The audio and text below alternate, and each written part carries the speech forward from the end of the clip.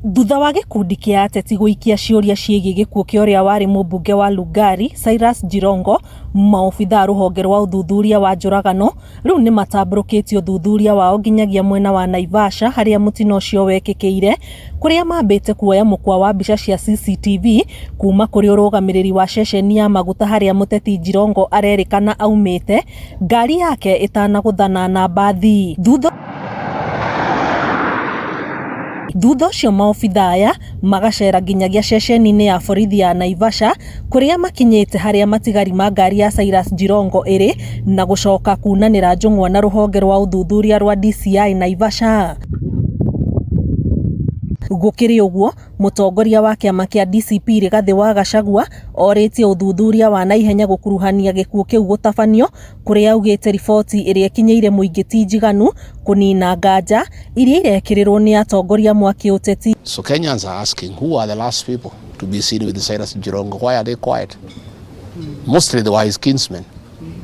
People he trusted, people he knew. Why are they quiet? We haven't heard them give a good account. Speaker Wetangula, he should have given a very good account.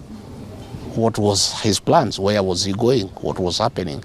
And other people who are with him should come out and give clarity so that the family can be settled and Kenyans can be settled. Wakenya wanataka kujua ukweli.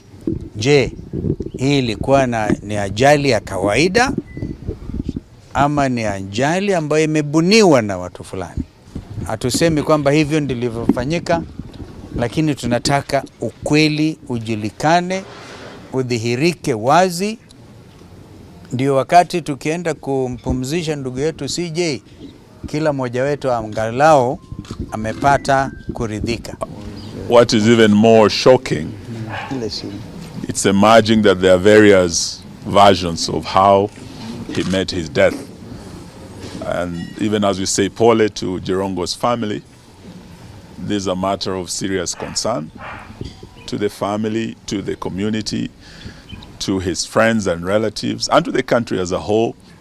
Surely you cannot have one person making a statement. We have had several occasions where we've had accidents. We have passengers coming out to say something. I think it's deliberate also that in law you cannot have collaborative evidence with one person. I think we expect that the owner of that bus and the general of that bus, we know the people who are in there, and at least they can come out and say what it is. Cyrus Jirongo akuire kiroko kia Jumaa kiumia githiru thutha wa ngari yake kũgũthana na mbathi kĩongo gwa kĩongo, akĩrĩkana umĩte betũrũ-inĩ akĩgeria kũingĩra barabara.